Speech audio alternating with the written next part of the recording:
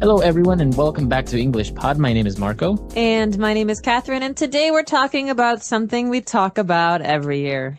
Every year after Christmas, or well, during the Christmas holidays, we talk about New Year's Day, and a very important topic, New Year's resolutions. All right, so we're not going to preview anything today. It's all in the dialogue. But when we come back, we'll be talking more about what you hear and some of the great phrases you can use at the New Year. Did you read this? It says that the number one New Year resolution people make is to spend more time with friends and family. Why would that be funny? Well, think about it. We are a society that is always on the go. Not because we have to, but because we want to. Why? We work hard and spend less time at home because we are trying to provide for our family with goods and services that are usually unnecessary. I don't agree, but anyways, I think you should start thinking of a New Year's resolution yourself. What's the point?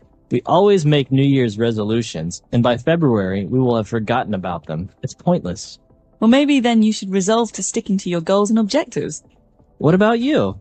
Your gym bag is gathering dust, and you still have brand new running shoes that are yet to be jogged in. Well, I would go if you kept your promise of going to the gym with me every day. Yeah, whatever. All right, great. We're back. So this is very typical, a New Year's resolution that you make, but then people don't really stick to it, etc. They don't? Usually they don't. All right, but you're probably wondering what is a New Year's resolution. So why don't we take a look at this word and many more on Language Takeaway. Language takeaway. Okay, so New Year's resolution, let's break this phrase down. The first phrase is New Year's. So the New Year is January 1st in the West, and it is celebrated on the 31st of December at night when the clock changes to the New Year. And a New Year's resolution, remember that S there, is something that you want to do or to change in the new year. It's a fresh start. Okay, so you pretty much, the verb that you use there is to resolve to do something. So my New Year's resolution is to, go to the gym every day. It's like a promise to yourself. Right. So, and this is very common, right, among Americans. They try because it's a new year, it's a fresh start, so they want to start doing something great. Exactly. We can talk about this at the end, but a lot of companies try to use this to sell Americans stupid things. So all right. We'll get there in a minute. But the two people in this dialogue are talking about the idea of spending more time with friends and family. And the other person says, well, sometimes it's hard to do that because you have to provide your family with goods and services. All right. This phrase goods and services is very common, especially in economics and sociology. So what does this mean? And they go together, right? So goods are tangible items, things that you buy, like food or, clothes, a TV, etc. Stuff. And services, of course, are other things like, for example, going to the doctor or the dentist or any other service you get. So service usually includes another person doing something for you. But you might not actually get something physical like a TV if you pay for it. Right. So goods and services, it's included in this phrase, always goods and services. Very good. And well, moving on, as we mentioned with the New Year's resolution, we had that verb there, to resolve. So what does it mean if I want to resolve? Okay, well, to resolve, as we said, is to decide or to promise yourself to do something. So it's a decision that you don't want to change your mind about. For example, this year, I've resolved to quit smoking. That means I've made a decision for myself and I'm going to do it. Okay, very good. It's very strong. And not to be confused with to solve, right? It has no real relation there, right? No, resolve to do something is to have a strong passion or interest in doing something for yourself or changing an action. Very good. And well, our last word for language takeaway is brand new. Something that's brand new. Brand new. So buy a brand new car. Come down to Captain's Car Lot. So brand new is something we hear a lot in marketing. It's also something that these words just go together very often. And something is new. Okay, you just bought it or it just came out. But something that's brand new is really fresh, really new. So brand new, a brand new car, a brand new watch, etc. A brand new movie. a brand new movie, or brand new cereal. Have you ever tried it? Very good. So, great phrases there. Very good. So great words there. Why don't we listen to the dialogue again? And we'll be back with 3 phrases. Did you read this? It says that the number 1 New Year resolution people make is to spend more time with friends and family. Why would that be funny? Well, think about it. We are a society that is always on the go. Not because we have to, but because we want to. Why? We work hard and spend less time at home because we are trying to provide for our family with goods and services that are usually unnecessary. I don't agree, but anyways, I think you should start thinking of a New Year's resolution yourself. What's the point? We always make New Year's resolutions, and by February, we will have forgotten about them. It's pointless. Well, maybe then you should resolve to sticking to your goals and objectives. What about you? Your gym bag is gathering dust, and you still have brand new running shoes that are yet to be jogged in. Well, I would go if you kept your promise of going to the gym with me every day. Yeah, whatever. All right, we're back. So now let's take a look at these 3 phrases on Fluency Builder. Fluency Builder. Okay, this first phrase is very common at gas stations and food, like fast food chains. We say on the go. All right. So he mentioned that we are a society that is always on the go. It means we're always moving. Exactly. So you're always going to work, going home from work, going to the store, going to the school to get the kids, always moving. So that kind of action, that kind of life is on the go. Okay. You can also say eat on the go. That means I eat while I'm going somewhere, while I'm doing something. I don't sit down. Okay. So on the go. And well, talking about New Year's resolution, and we said that, well, many people resolve to do something, but they don't really do it. And we have a phrase that is used here, to stick to something. Stick to your resolution. To stick to it. So you think of tape or glue, these things that help things stick together. Okay. So in that sense, it's kind of, it's a way for you to describe continuing to do something or not stopping, not quitting, not ending it. And so I could say, remember how I said I wanted to quit smoking? Well, I'm really going to stick to this resolution because I think it's important. That means I'm not going to give up. Right. Very good. So you're going to stay with it. You're not going to give up. All right. So stick to something, like, for example, our English learners, they'll stick to learning English. And we could say as words of encouragement, hey, stick to it. Stick to it. Don't give up. With it. Don't give up. All right.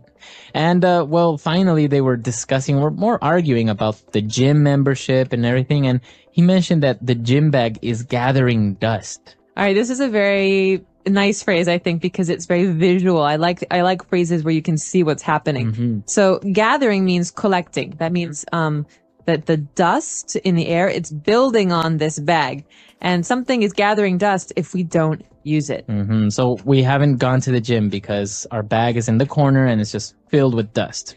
Exactly. We could also say this about the computer. Why should I buy you a new computer, Marco, if you never use the old one? That's just sitting in the house gathering dust. Very good. Okay. So it's another way of saying you never use it, you never do it, etc. Exactly. For an object, though, you can't say you are gathering dust. No, well, that'd be a little weird. You might be dead or something. All right. Great phrases. So why don't we listen to this dialogue one last time? Did you read this? It says that the number 1 New Year resolution people make is to spend more time with friends and family. Why would that be funny? Well, think about it. We are a society that is always on the go. Not because we have to, but because we want to. Why? We work hard and spend less time at home because we are trying to provide for our family with goods and services that are usually unnecessary. I don't agree, but anyways, I think you should start thinking of a New Year's resolution yourself. What's the point? We always make New Year's resolutions, and by February, we will have forgotten about them. It's pointless. Well, maybe then you should resolve to sticking to your goals and objectives. What about you? Your gym bag is gathering dust, and you still have brand new running shoes that are yet to be jogged in. Well, I would go if you kept your promise of going to the gym with me every day. Yeah, whatever. All right, we're back. And well, as you mentioned, there were some interesting things about this dialogue, especially when they talked about a society that's always on the go. And you mentioned that, well, sometimes you eat on the go. And I've seen people in the United States that are actually eating while driving. I'm guilty of doing that. Really? Yeah. have no time to actually sit down for like 15 minutes and eat. Now, I remember being in high school at home and, you just have so much stuff to do. You have school, then after school, there's like, soccer practice. After that, there's music lessons and you never have time to eat. So you have to grab food in the car. And then on the way home, you're picking things up and you get home and you do your homework or whatever. There's so much stuff to do and it doesn't stop. It doesn't stop when you grow up. It doesn't stop as if you're an older person. It's the way life is in America. Wow. Yeah. That's really interesting because I think many of our listeners that are in other countries would find that a little bit peculiar if they actually went to the United States and saw somebody in their car, like having a hamburger while driving, and sipping on their soda. Yeah, it's kind of sad, actually. Well, that's the thing. You don't have much time. But actually, this is based on true events, kind of, on the fact that many Americans do want to spend more time at home with their friends, with their family, because, as you say, you're always so busy. And I think it's a nice resolution to resolve to have dinner with your family once or twice a week at home where you sit down and you talk about your lives. It's nice because you get to share and you get to know each other better. And, otherwise you're always just on the go in different places. Yeah, exactly. So we want to hear your comments and your opinions about this topic. So why don't you visit our website, englishpod.com, and we'll see you guys there. Don't forget to share with us your New Year's resolutions. Everyone's got one. Yeah. So, English Pod. My name is Marco. And my name is Catherine, and it's the Christmas season, Marco, so that means we have a very festive lesson today. That's right. Christmas is coming up, and, well, a tradition among many people around the world is to buy a Christmas tree. That's right. I remember when we used to do this in my family. It was one of my favorite times of the year. So we're going to explore this in today's lesson. After we listen to the dialogue, we'll be back to talk about some of these interesting words and phrases. Back, and as we mentioned, well, the entire dialogue is about a Christmas tree. So why don't you explain what a Christmas tree is? Because many people maybe don't even do or buy Christmas trees. Okay, well, a Christmas tree is usually a green tree that we cut down and we put in the house. Okay, so it's not a real tree with roots in the ground, but sometimes it comes from a real tree outside. And the tree is very small on the top and it goes out like a triangle. Okay, so it's a special shape.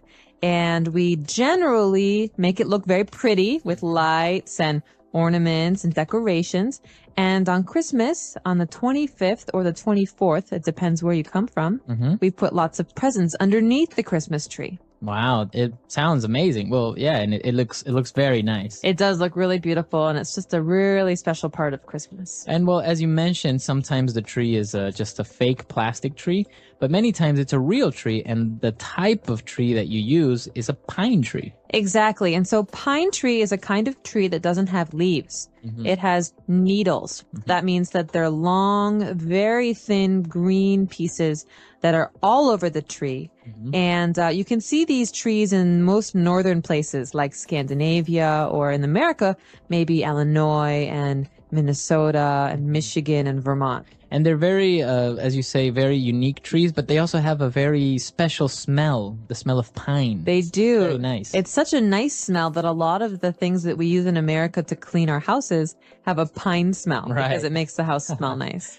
Very good. So a pine tree. The dad brought a pine tree or a Christmas tree home, and, well, the wife was a little bit worried if it will fit. Okay, will it fit? This is a very important question because a lot of pine trees are very, very tall. Right. So if a pine tree is 3 meters tall or 4 meters tall, will it fit is a question we ask. Is it too big? Or is it going to be stuck on the ceiling in the house? Right. And so we could ask this about anything. I just bought a new TV. Will it fit in the living room? I don't know. I'm very nervous. I spent a lot of money. All right. And, well, you were talking about the Christmas tree and how you put a lot of nice decorations on it. And so we say that we decorate the tree. That's right. So the verb here, this is an action word, to decorate. So every holiday season in my family, we take one day and we decorate the tree. That means that we take very small, special ornaments and ribbons and lights, and we put them on the tree to make the tree look pretty. Wow. You can also say decorate the house. Right. Or to decorate the house for a party. So this means to make something look special or pretty. Very good. We've taken a look at very specific words related to, Christmas trees and decorating it. So why don't we listen to the dialogue again, and we'll be back to continue with some more language takeaway. I'm home. Everyone come here. I bought a Christmas tree. Look at this beautiful pine tree. Wow, it's huge. Are you sure it will fit in the living room? Awesome. I'll go get the Christmas lights. Of course it will. Help me put it in the living room. I found the lights. I got the Christmas ornaments. We could also place these stockings next to the chimney. Great idea. While we decorate the tree, we can listen to some good old Christmas songs. All right, we're back. So why don't we take a look at 3 more words on Language Takeaway Part 2. Language takeaway. There's just so many words that are associated with Christmas and the Christmas season that we have to look at them again here in Language Takeaway Part 2. And the first one we've already mentioned. It goes together with the phrase to decorate the tree. Okay, so what do we decorate the tree with, Marco? You mentioned ornaments. That's right. Christmas ornaments. Christmas ornaments. And so an ornament is a thing. It's something that we use to make something else look prettier. And so in this case, ornaments are sometimes round and red or green or gold. We hang them on the tree. And well, in this case, it's a Christmas ornament for the tree, but an ornament can be anything, any nice piece of art or something that you can use to decorate your house, right? Exactly. And in my family, ornaments aren't just those round circles or balls for Christmas. Every family member has a special kind of ornament. So my dad has Santa Claus ornaments, and my mom has bunny rabbit ornaments, and I have angel ornaments. Wow. So everybody has a special one. Oh, that's really nice. And well, apart from ornaments, there is also this tradition of hanging stockings. Okay, so a stocking, you might have heard this word before in the sense of a clothing item. A stocking is like a sock. A big sock. A big sock. And it also means the old stockings that women would wear, like tights. But in this case, a Christmas stocking, is a very, very, very big sock that we hang. And on Christmas, we get to fill it with very special things like candy and toys. Candy, toys, very good.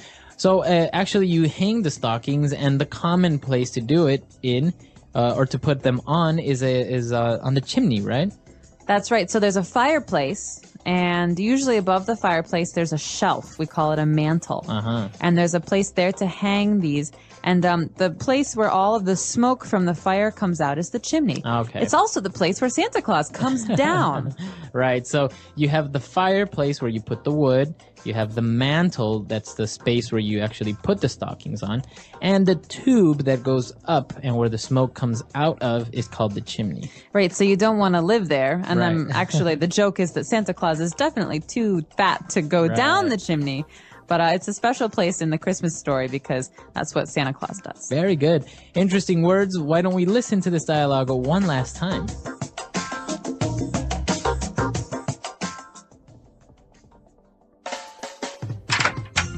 I'm home. Everyone come here. I bought a Christmas tree. Look at this beautiful pine tree. Wow, it's huge. Are you sure it will fit in the living room? Awesome. I'll go get the Christmas lights. Of course it will. Help me put it in the living room. I found the lights. I got the Christmas ornaments. We could also place these stockings next to the chimney. Great idea. While we decorate the tree, we can listen to some good old Christmas songs.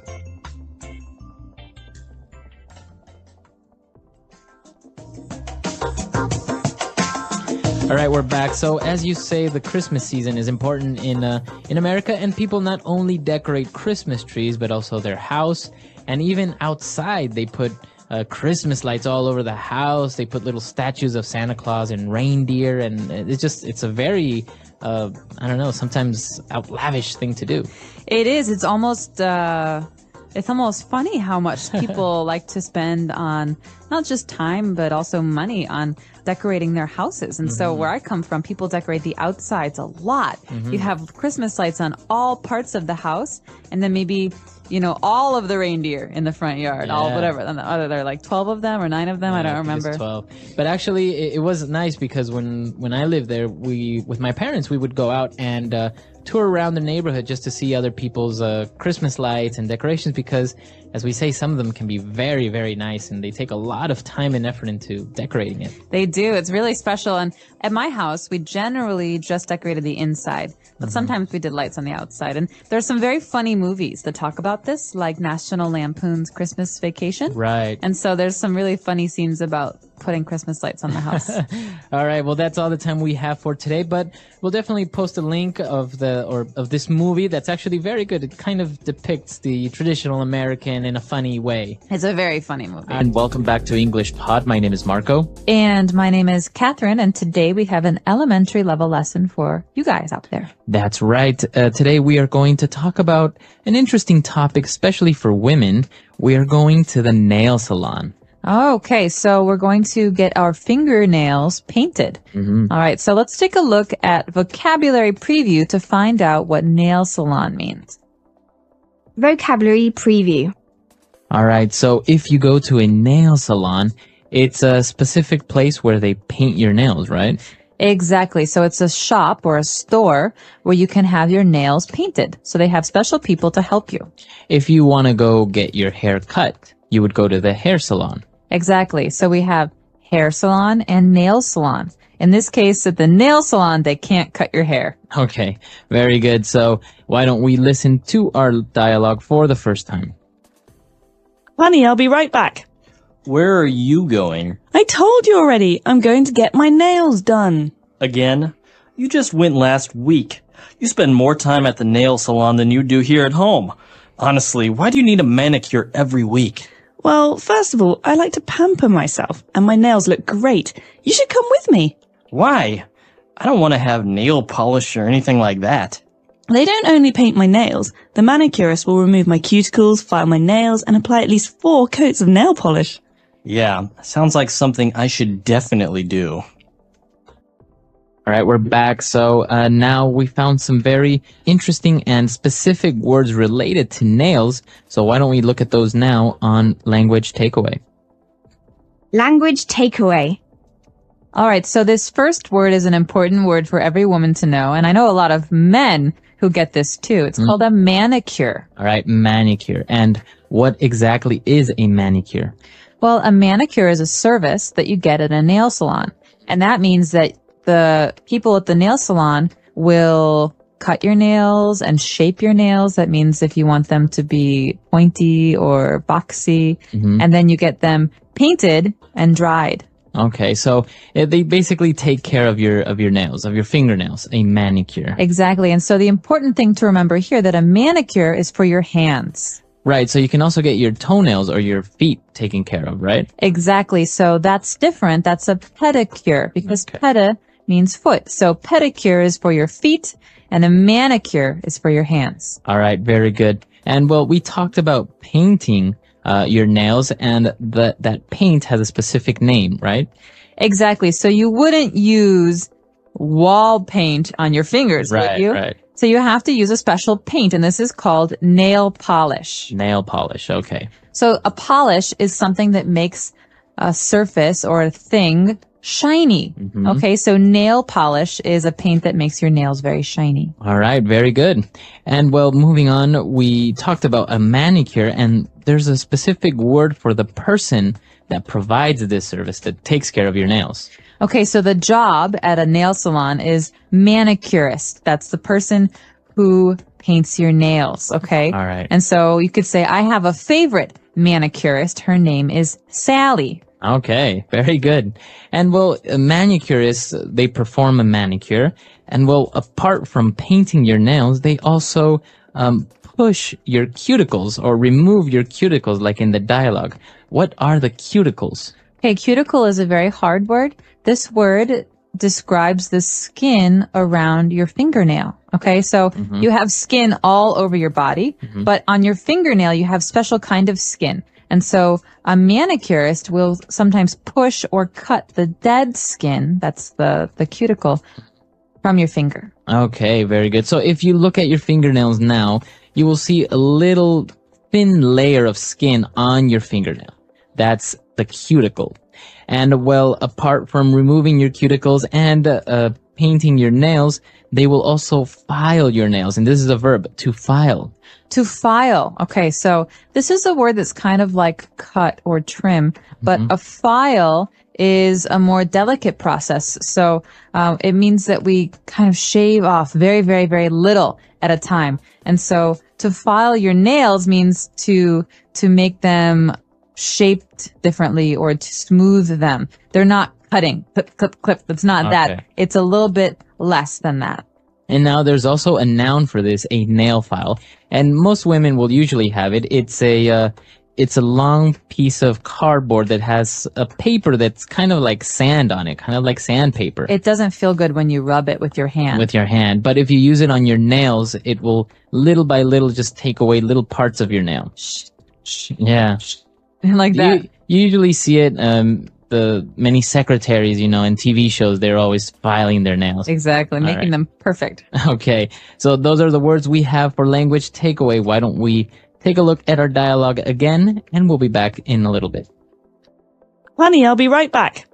Where are you going? I told you already. I'm going to get my nails done. Again? You just went last week. You spend more time at the nail salon than you do here at home. Honestly, why do you need a manicure every week? Well, first of all, I like to pamper myself, and my nails look great. You should come with me. Why?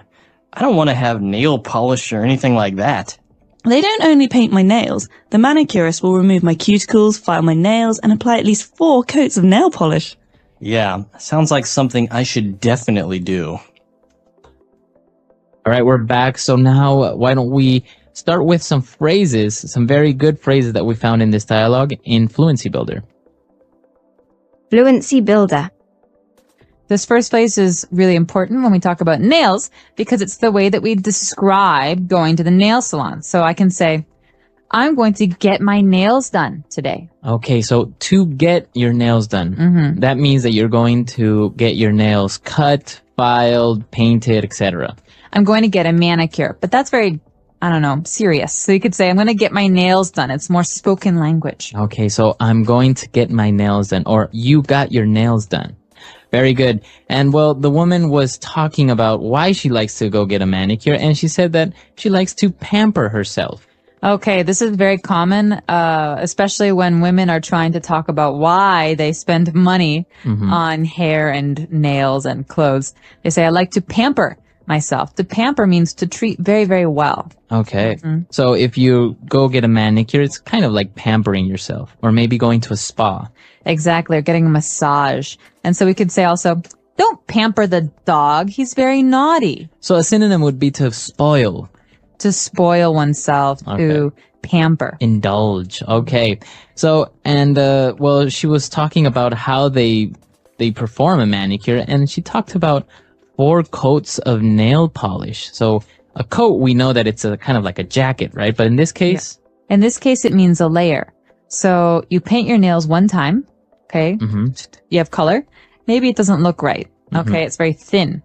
So you say, okay, I'm going to paint 2 coats, and then you paint one more time, and the color gets darker. And you paint one more time, and the color gets very dark and very thick. And so these are called coats. That means layers of nail polish, and it's a special word we use when we're talking about painting our nails. Right, so it's not only for nails, but if you're painting your house, maybe you need 2 or 3 coats of paint. Exactly. If we have a red wall and we want to paint it white, we definitely need 2, 3, maybe 4 coats of paint. Otherwise, we'll still see the red. Okay, very good. Very interesting phrases. Let's take a look at this dialogue for the very last time, and we'll be back shortly. Honey, I'll be right back. Where are you going? I told you already. I'm going to get my nails done. Again? You just went last week. You spend more time at the nail salon than you do here at home. Honestly, why do you need a manicure every week? Well, first of all, I like to pamper myself, and my nails look great. You should come with me. Why? I don't want to have nail polish or anything like that. They don't only paint my nails. The manicurist will remove my cuticles, file my nails, and apply at least 4 coats of nail polish. Yeah, sounds like something I should definitely do. All right, we're back. So, Catherine, are you a big fan of manicures? Do you get it done often? I didn't used to, but I really enjoy them now. I think it's a nice way to relax on the weekends. So every couple of weeks, I go to the nail salon and I get my nails done. All right. And I think one of the words that we didn't talk about here, but it's very, I don't know, for men, it's kind of a strange smell, is nail polish remover. The acetone, right? It's a very strong chemical. It is really disgusting. Nail polish remover, the word to remove means to take away. And so when the nail polish, we want to change the color, we have to use this. It's like water, but it smells really bad.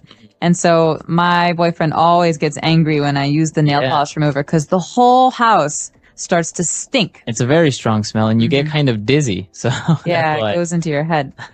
All right. Well, if you guys have any questions, any doubts, or any suggestions about this lesson or any other lesson, please come to our website, englishpod.com, and we'll see you guys there.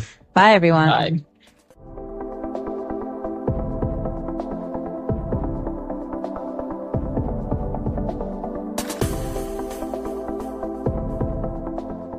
Name is Marco. I'm Amira. Amira and I are here today with an interesting lesson about a hotel situation. Amira, why don't you give us a little bit more information? Well, the situation is taking place in a hotel, and someone is checking in and is obtaining an upgrade. An upgrade. Okay, that's an interesting word. Why don't we listen to the dialogue and then we'll come back and explain all this vocabulary.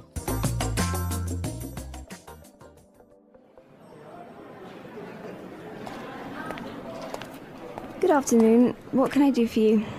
I'd like to check in, please. I have a reservation under the name Anthony Roberts. All right.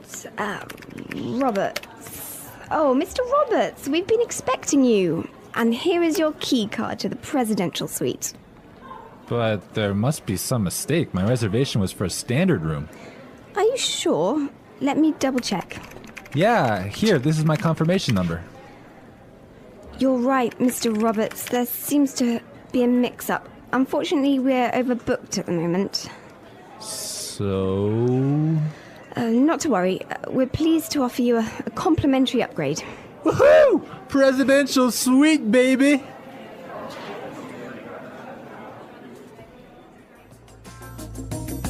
Okay, everyone. That is nice, huh? Yeah, the guy is really excited that he's gonna get the presidential suite. Yes, there's some interesting phrases and vocabulary items here, and I know, Marco, you want to talk about some of them. Right. The first one, and this is really useful for all of our listeners who travel a lot. This phrase will come in handy, and it is, I have a reservation under the name.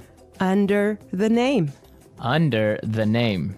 Under the name. So before we explain this phrase, let's listen to some examples on how it is used in other situations, and then we'll come back and give you more information.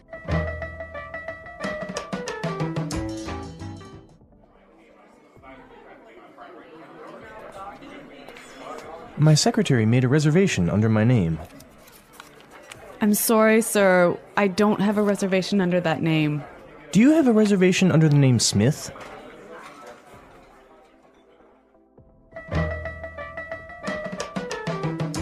All right, some really good examples there on how we could use this phrase in other situations.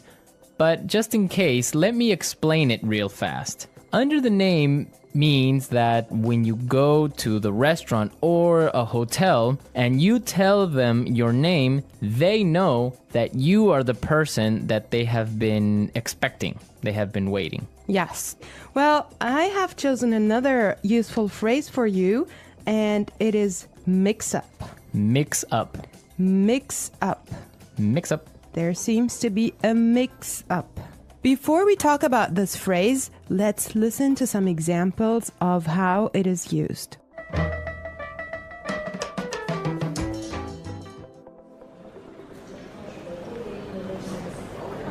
There was a mix-up at the airport and my bags were sent to Antarctica.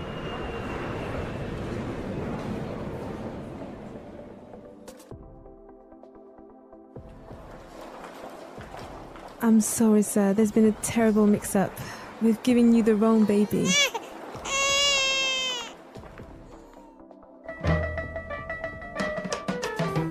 Okay, that was useful and funny. Yeah, that's the baby situation. Oh my God, imagine that happening. Yeah, I know. Well, guys, so a mix-up is a confusion or a misunderstanding.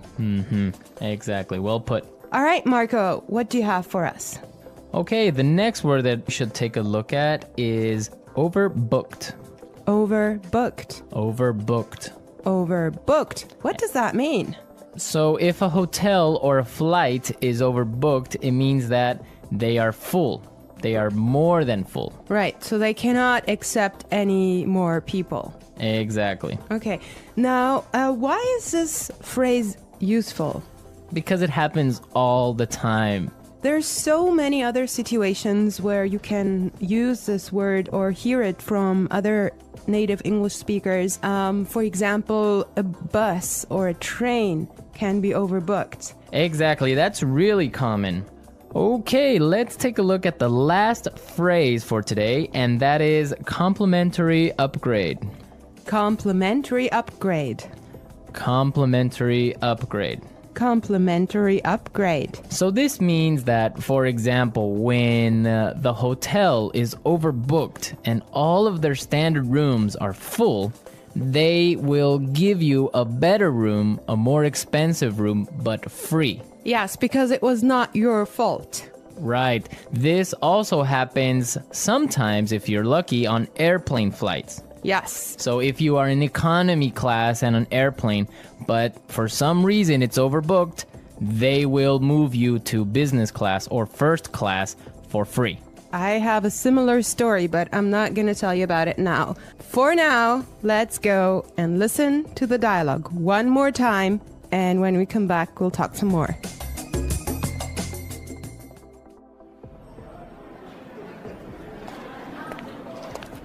Good afternoon. What can I do for you? I'd like to check in, please. I have a reservation under the name Anthony Roberts. All right. Roberts. Oh, Mr. Roberts, we've been expecting you. And here is your key card to the presidential suite. But there must be some mistake. My reservation was for a standard room. Are you sure? Let me double check. Yeah, here, this is my confirmation number. You're right, Mr. Roberts. There seems to be a mix-up. Unfortunately, we're overbooked at the moment. So... Not to worry. We're pleased to offer you a complimentary upgrade. Woohoo! Presidential suite, baby!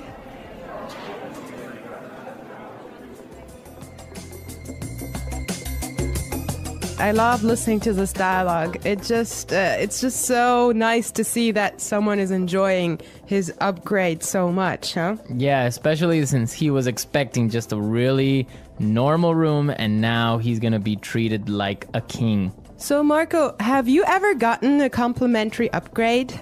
Yes, I did. When I was traveling through India, I bought a normal seat in the train, but for some reason, it was overbooked. So I talked to the station manager and I got a complimentary upgrade to first class.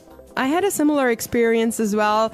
I was flying from Shanghai to Qatar and I actually had an economy seat, but for some reason they just upgraded me and I was so happy. Oh, really? Yes. It wasn't overbooked?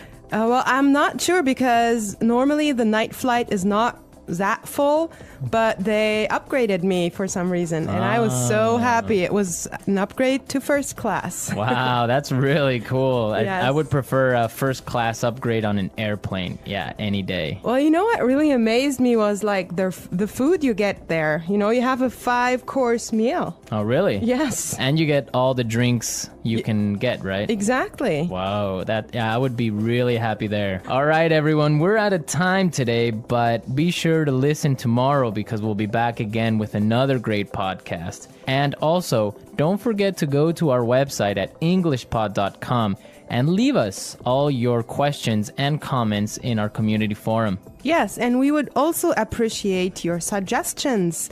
And I hope you enjoyed the lesson today. And Marco and I will be back tomorrow with another great lesson for you. But for now, it's bye. Bye.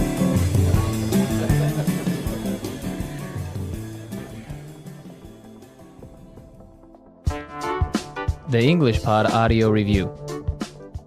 Listen to the meaning, then say the vocabulary word. Check in. Under the name. Reservation. Confirmation. Mix up.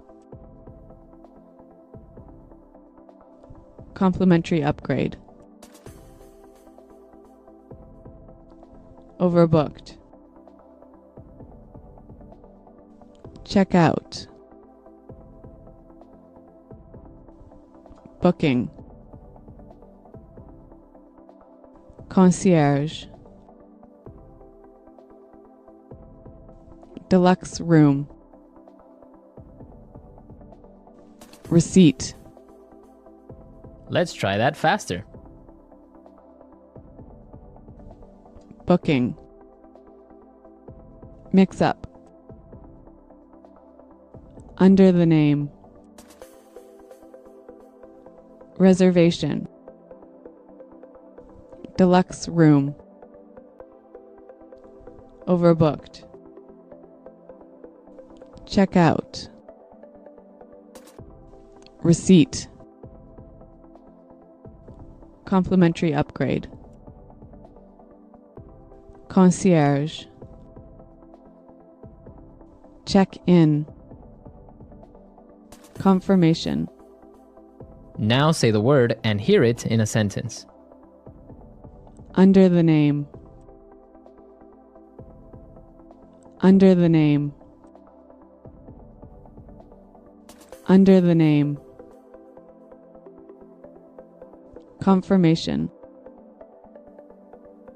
Confirmation. Confirmation. Mix up. Mix up. Mix up. Overbooked. Overbooked. Overbooked.